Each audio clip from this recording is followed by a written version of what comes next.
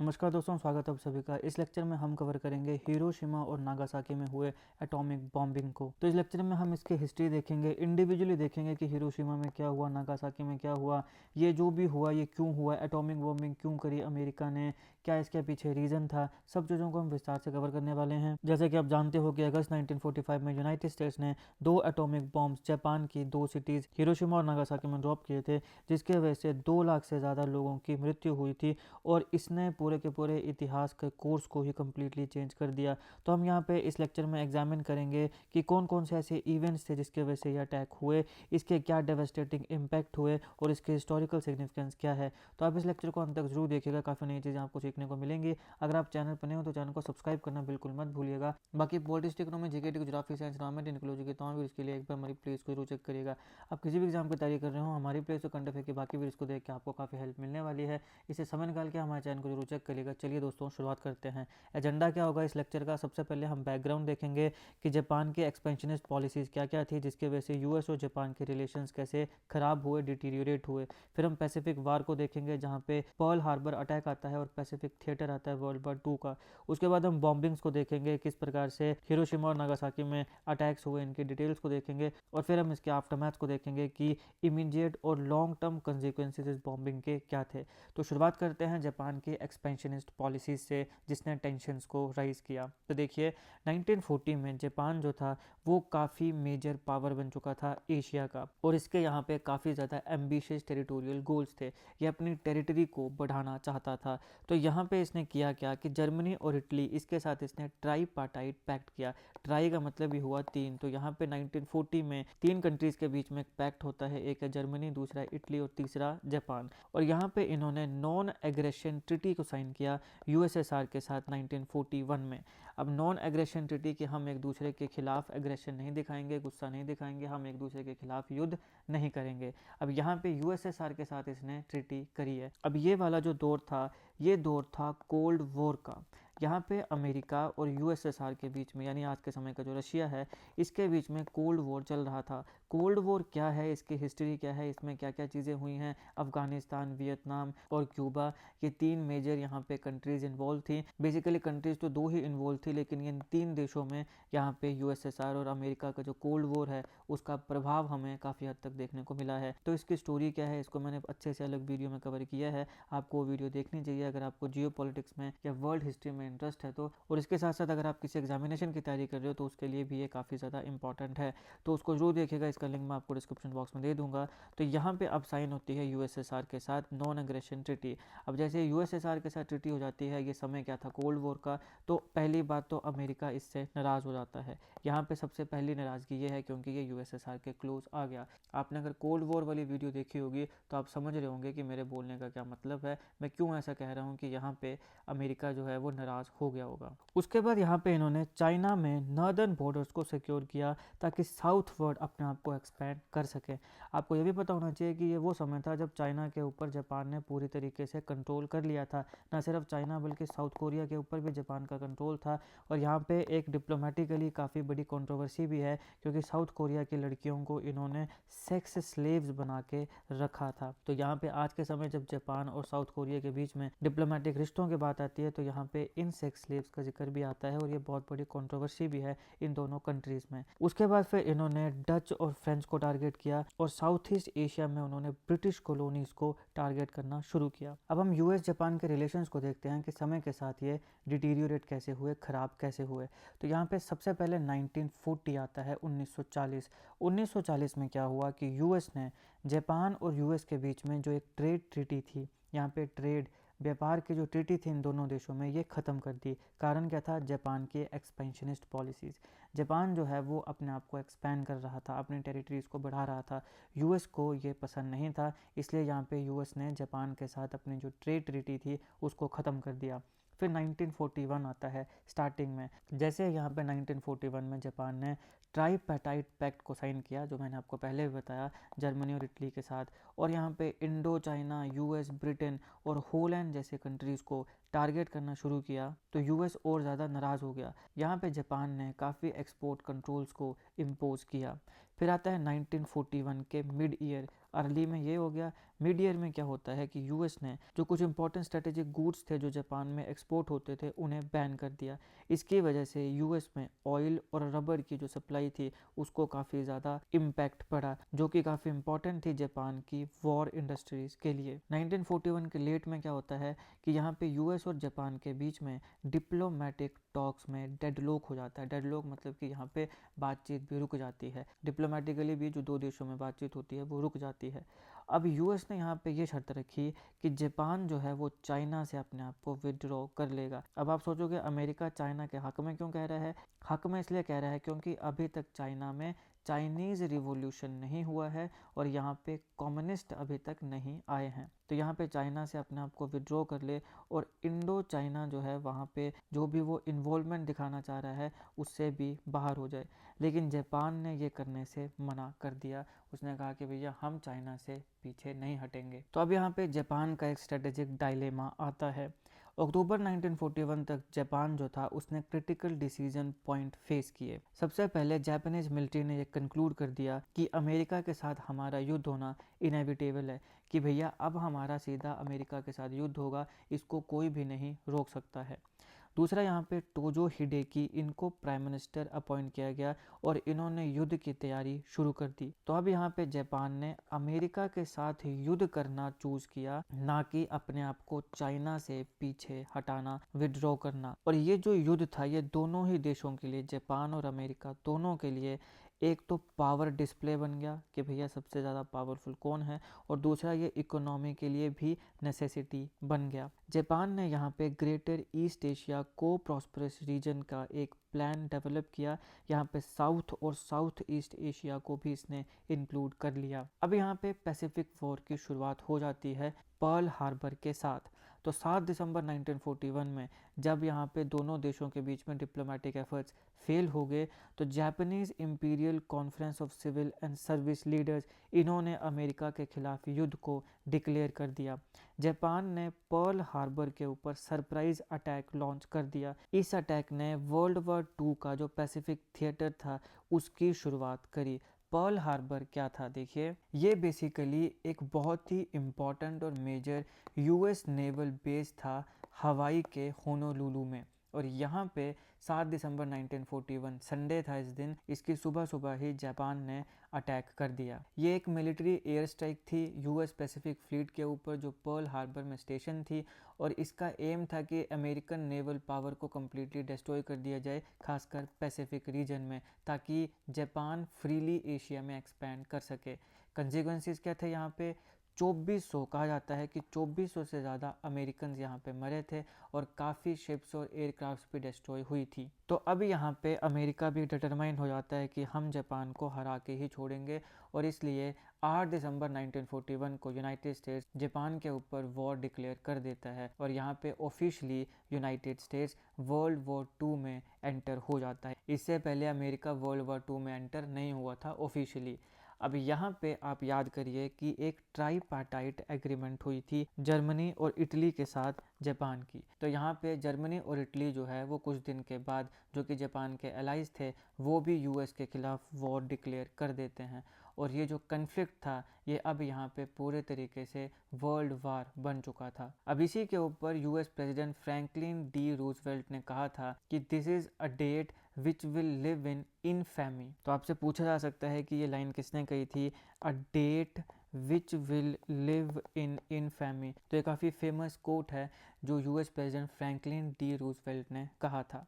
अब यहाँ पे जापान की जो रैपिड एक्सपेंशन थी उसके बारे में बात करते हैं कि दिसंबर 1941 में जापान ने पर्ल हार्बर को कॉन्कर कर लिया था और अपनी रैपिड एक्सपेंशन की शुरुआत यहाँ से कर ली। अर्ली 1942 में जापान की जो फोर्सेस थी उन्होंने हांगकांग, सिंगापुर और इंडोनेशिया, इन्हें भी टेक ओवर कर लिया। अब तुम समझ रहे हो कि जापान इस समय कितना पावरफुल था, कि हांगकांग इस समय जो चाइना के अंडर है, इसके बाद सिंगापुर और इवन इंडोनेशिया को भी इन्होंने जीत लिया। फिर मिड 1942 में जापान ने बर्मा को कॉन्कर किया। बर्मा जो आज के समय का है म्यांमार, पहले इसको बर्मा बोला करते थे। अब ये पहले भारत का हिस्सा था। 1935-36 के अराउंड ब्रिटिशर्स ने इसको भारत से अलग किया था। तो इसका क्या रीज़न था, इसके पीछे क्या स्टोरी है, क्या हिस्ट्री है, इसको मैंने काफ़ी अच्छे से अलग वीडियो में कवर किया है, इसको जरूर देखिएगा, लिंक मैं डिस्क्रिप्शन बॉक्स में दे दूंगा। तो यहाँ पे जैसे ही बर्मा को कॉन्कर किया तो अब यहाँ पे जापान प्लान करने लगा, तो अब अगला कंट्री जहाँ पे हम इन्वेजन करेंगे वो होगा भारत। हमारे भारत को भी ये इन्वेड करने वाले थे। अब मिड 1942 में जापान ने काफ़ी बड़ी टेरिटरी को कंट्रोल कर लिया था। रंगून से लेके तो पैसिफिक ओशन के मिडल तक और तिमूर से लेके तो मंगोलियन डेजर्ट, ये इतना बड़ा रीजन जापान के अंडर आ गया था। मंगोलियन डेजर्ट आपको पता है ना, जैसे यहाँ पे आप देखो ये है रशिया, ये रशिया है और ये चाइना है, तो इन दोनों देशों के बीच में मंगोल आता है। तो इसने मंगोलियन डेजर्ट तक में अपना कंट्रोल बिछा लिया था। मंगोल किसके लिए जाना जाता है? एक इन्वेडर था चंगेज़ खान, वो भी यहीं से था। अब बात करते हैं अलाइड्स का काउंटर ऑफेंसिव। यहाँ पे अलाइड्स कौन हैं? जो अमेरिका के साथ हैं, यूरोपियन कंट्री जैसे ब्रिटेन है या बाकी कंट्रीज़ हैं, ये अलाइड्स हैं।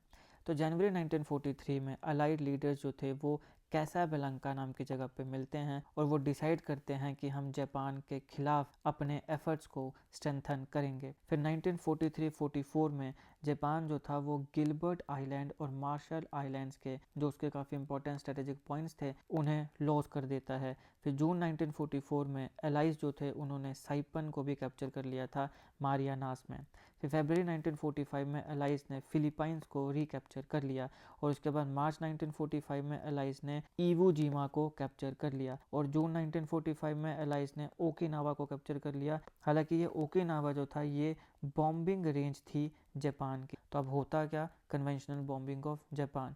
तो 1944 से लेके तो 45 तक एलाइड फोर्सेस ने इंटेंसिव बॉम्बिंग कैंपेन्स को कंडक्ट किया जापान के खिलाफ और यहाँ पे जापानीज सिटीज़ में कंटिन्यूस बॉम्बिंग हुई और काफ़ी ज़्यादा सिविलियंस मारे गए। यहाँ पे बिलियंस ऑफ डॉलर्स की प्रॉपर्टी को डिस्ट्रॉय किया गया और यहाँ पर एक प्लेटफॉर्म क्रिएट किया गया इस युद्ध के फाइनल फेज के लिए। फिर आता है पोट्सडैम डिक्लेरेशन। अब यहाँ पे 26 जुलाई 1945 में अलाइज जो थे उन्होंने पोट्सडैम डिक्लेरेशन करी और कुछ चीज़ें जापान से डिमांड करी।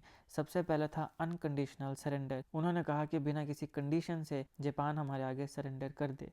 दूसरा military take over. Allied forces जो थी वो जापान की आर्मी को टेक ओवर करेंगी। और फिर डीमिलिटराइजेशन, जापान जो है उसको कम्प्लीटली डीमिलिटराइज किया जाएगा। और फिर आता है टेरिटोरियल इवैक्यूएशन। जापान अपनी सारी की सारी टेरिटरीज जो उसने कॉन्कर करी हैं उन्हें इवैक्यूएट करे। तो ये अलाइड यूरोपियन फोर्सेस थी, उनकी डिमांड थी पोट्सडैम डिक्लेरेशन। लेकिन क्या जापान ऐसा करेगा? बिल्कुल भी नहीं। तो जापान ने इमीडिएटली इन टर्म्स को एक्सेप्ट करने से मना कर दिया और यहाँ पे फिर डिसीजन लिया गया कि अब हम एटॉमिक वेपन्स का यूज़ करेंगे। तो जापान ने जैसे ही पोट्सडैम डिक्लेरेशन के टर्म्स को एक्सेप्ट करने से मना कर दिया तो यूएस ने एक फेटफुल डिसीजन लिया कि हम अब एटॉमिक वेपन्स का यूज़ करेंगे। अब यहाँ पे सबसे पहले क्योटो को सिलेक्ट किया गया था फर्स्ट टारगेट कि सबसे पहले हम क्योटो के ऊपर एटॉमिक बॉम्ब फेंकेंगे, क्योंकि क्योटो की काफ़ी इंडस्ट्रियल और कल्चरल सिग्निफिकेंस थी। लेकिन जो वॉर सेक्रेटरी थे हेनरी स्टिम्सन, उन्होंने प्रेसिडेंट ट्रूमैन, अब ये भी बहुत इंपॉर्टेंट है कि जब इन एटॉमिक वेपन्स का यूज़ हुआ तो प्रेसिडेंट कौन था? तो ट्रूमैन था। तो जो वॉर सेक्रेटरी थे हेनरी स्टिम्सन, उन्होंने कन्विंस किया प्रेसिडेंट ट्रूमैन को कि वो क्योटो को रिमूव कर दें अपनी टारगेट लिस्ट से। तो इसलिए फिर यहाँ पे अल्टरनेटिव टारगेट्स हिरोशिमा और नागासाकी, इन्हें सिलेक्ट किया गया और फिर होती है हिरोशिमा की बॉम्बिंग। तो डेट क्या थी? 6 अगस्त 1945 1945। ये डेट सीधे पूछी जा सकती है कि बताओ हिरोशिमा में एटॉमिक बॉम्ब कब गिराया गया था? तो 6 अगस्त 1945 को गिराया गया था। ये डेट आपने याद रखनी है। टाइम क्या था? 8:15 सुबह के AM। और कितना TNT यहाँ पे यूज़ हुआ था? तो 15,000 टन यहाँ पे TNT यूज़ हुआ था। TNT की फुल फॉर्म क्या होती है? Try nitrotoluene. इसका केमिकल फॉर्मूला होता है C7H5N3O6। ये काफ़ी एक्सप्लोजिव कंपाउंड है। अपीयरेंस इसकी कैसी होती है? Yellow crystalline solid. और इसको ज़्यादातर मिलिट्री बॉम्ब्स में, शेल्स में या डिमोलिशंस में यूज़ किया जाता है। क्यों किया जाता है? क्योंकि स्टेबल होता है, हैंडल करना ईजी है और ये सिर्फ स्ट्रॉन्ग डेटोनेशन पर ही एक्सप्लोड होता है। तो ये होता है TNT, ट्राई नाइट्रोटोलिन। आपने केमिस्ट्री में शायद इसके बारे में पढ़ा होगा, +1 +2 में। अगर आपने मेडिकल या नॉन मेडिकल पढ़ा है तो केमिस्ट्री में आपने इसके बारे में ज़रूर पढ़ा होगा। तो यहाँ कितना TNT इक्विवेलेंट था? 15,000 टन। और डेथ्स कितनी हुई थी अगर 1945 के अंत तक देखा जाए? तो यहाँ पे 1,40,000 लोगों की मृत्यु हुई थी due to bombing of Hiroshima. Date जो है वो ध्यान में रखनी है। अब यहाँ पे जिस बॉम्ब का यूज़ किया गया था हिरोशिमा में, उसका नाम था लिटिल बॉय। एक बार केबीसी में ये सवाल पूछा गया था कि हिरोशिमा में जिस बॉम्ब का यूज़ किया गया था उसका क्या नाम था, तो लिटिल बॉय उसका नाम था। ये आपने ध्यान में रखना है, जीके के पर्सपेक्टिव से काफ़ी इंपॉर्टेंट है। टेक्निकल डिटेल्स की बात करें तो ये यूरेनियम बेस्ड एटॉमिक बॉम्ब था। ये जो लिटिल बॉय था इसका जो वेट था ये 4 टन था अप्रॉक्सीमेटली, दैट इज़ 4000 kg। यहाँ पे आपको ये लिटिल बॉय का एक छाया चित्र जो है वो दिख रहा है। इसमें 65 kg यूरेनियम था और इसे B-29 बॉम्बर इनोला गे इसके द्वारा ड्रॉप किया गया था। और जब इसको ड्रॉप किया गया तो इसके पायलट कौन थे, पॉल टिबेट्स इसके पायलट थे। और 43 सेकेंड लगे थे इसको आसमान से एयरक्राफ्ट से नीचे फेंकने में और डिटोनेट होने में, मतलब 43 सेकंड्स में इसने तबाही मचाना शुरू कर दिया ऊपर से जैसे इसको फेंका गया। इस एयरक्राफ्ट को चला कौन रहा था, पॉल टिबेट्स। नाम क्या था, B-29 बॉम्बर इनोला गे। अब यहाँ पे जो इंटेंडेड टारगेट था, यानी किस चीज़ को ये टारगेट करना चाहता था, एक यहाँ पे ओई ब्रिज था, ये उसके ऊपर फेंका जाना था लेकिन ये उस पर नहीं फेंका गया था। तो इसने अपने इंटेंडेड टारगेट को मिस कर दिया था। कितना, 250 मीटर्स, इतना दूर ये अपने टारगेट से पड़ा था। अब जब यहाँ पे एक्सप्लोजन हुई तो इसने 4 लाख डिग्री सेल्सियस का टेम्परेचर अप्रॉक्सीमेटली वहाँ पे क्रिएट किया। तुम समझ रहे हो, 4 लाख डिग्री सेल्सियस टेम्परेचर वहाँ पे इसने क्रिएट किया था जब इसको फेंका गया था। अब ये हो गया हिरोशिमा लिटिल बॉय। अब आता है नागासाकी की बॉम्बिंग। तो देखिए इसकी डेट क्या थी, अगस्त 9 1945। तो ये दोनों की डेट्स आपने ध्यान में रखनी है। हिरोशिमा की कब हुई, 6 अगस्त को, और नागासाकी की कब हुई थी, 9 अगस्त 1945 को। टाइम क्या था, 11:02 सुबह के। और जो एरिया यहाँ डिस्ट्रॉय किया गया था वो था 6.7 स्क्वायर किलोमीटर। इतना बड़ा एरिया यहाँ पे डिस्ट्रॉय हुआ था। और एंड ऑफ 1945 तक कितनी यहाँ पे डेथ्स हुई थी, 74,000 यहाँ पे मृत्यु हुई थी। अब जो नागासाकी में बॉम्ब फेंका गया था उसका नाम था फैट मैन। तो ये आपने ध्यान रखना है, ये पूछा जा सकता है। हिरोशिमा में जो फेंका गया वो था लिटिल बॉय और जो नागासाकी में फेंका गया वो था फैट मैन। अब इसको आप ऐसे भी याद रख सकते हो कि हिल ना मोटे, हिल ना मोटे, मोटा मतलब फैट, तो हिल ना मोटे। तो मान लो कि कोई एक बहुत ही मोटा आदमी है और वो एक जगह खड़ा है, मान लो कि आपने उस रास्ते से जाना है और वो हिल ही नहीं रहा है, तो आप उसको क्या बोलेंगे, अरे थोड़ा हिल ना मोटे।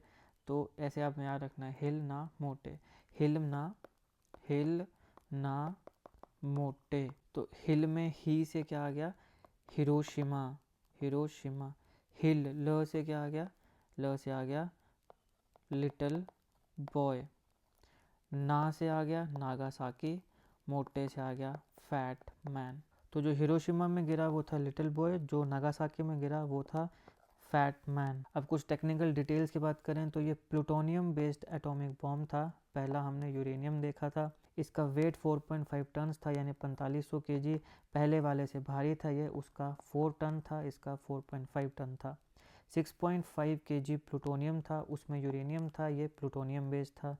और हिरोशिमा की बॉम्बिंग के बाद 3 दिन के बाद यहाँ पे इसको फेंका गया था। तो ओबियसली 6 अगस्त को फेंका गया हिरोशिमा में, 9 अगस्त को फेंका गया नागासाकी में।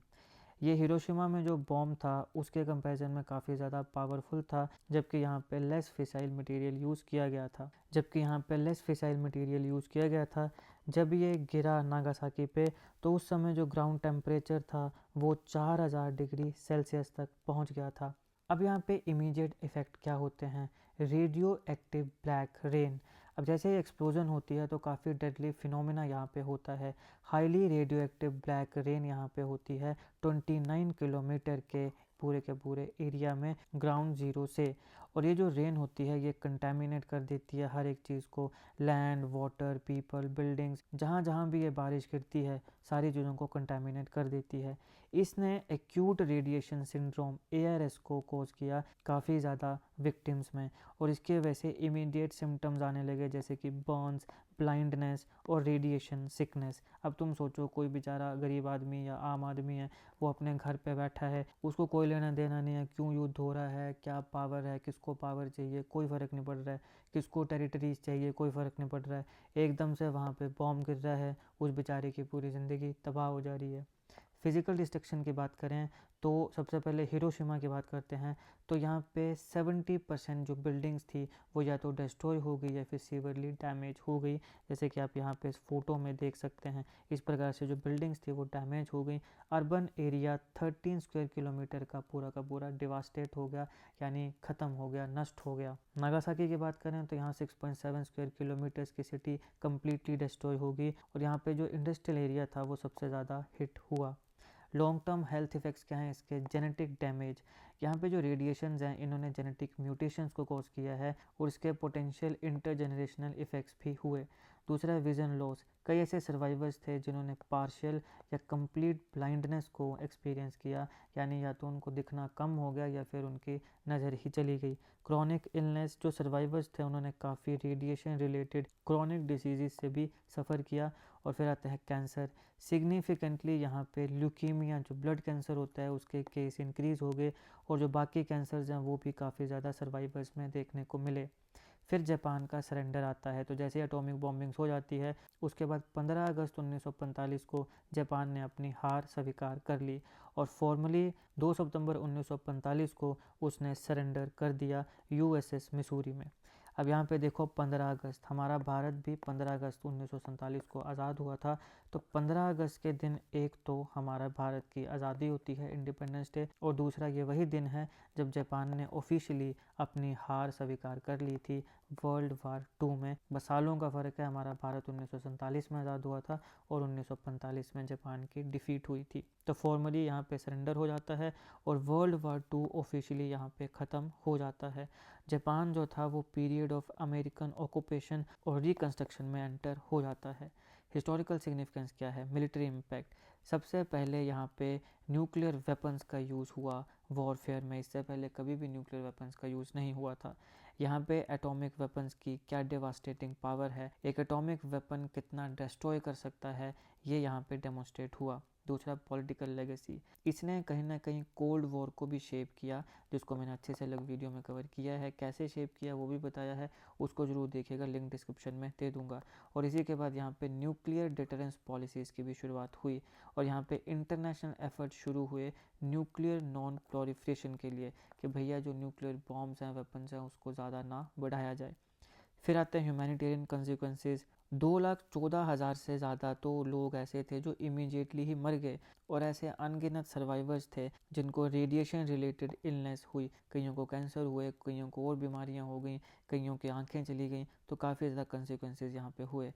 इथिकल क्वेश्चंस, यहाँ पे एक डिबेट चली कि भैया न्यूक्लियर वेपन्स के यूज़ करने की मोरालिटी ही क्या बनती है। और ये सवाल भी उठे कि सिविलियन पॉपुलेशंस को यहाँ टारगेट क्यों किया गया। तो ये भी एक बहुत बड़ा सवाल यहाँ पे खड़ा हुआ कि अगर आर्मीज़ के बीच में युद्ध हो रहा है तो सिविलियंस को आपने टारगेट क्यों किया। और भविष्य में इतिहास के इस पहलू को कभी भी भूला नहीं जाना चाहिए पूरी दुनिया में किसी भी व्यक्ति के द्वारा कि अमेरिका वो देश है जिसने जापान को हराने के लिए उनके सिविलियंस को टारगेट किया था। अगर उसको करना ही था तो आर्मी को टारगेट करता, लेकिन नहीं, सिविलियंस को यहाँ पे टारगेट किया गया था। तो यह है दोस्तों atomic bombing of Hiroshima and Nagasaki. I hope आपको वीडियो अच्छी लगी हो। अगर आपको अच्छी लगी तो लाइक करिएगा, शेयर करिएगा। अगर कोई कमी लगी है तो कमेंट बॉक्स में ज़रूर बताइएगा।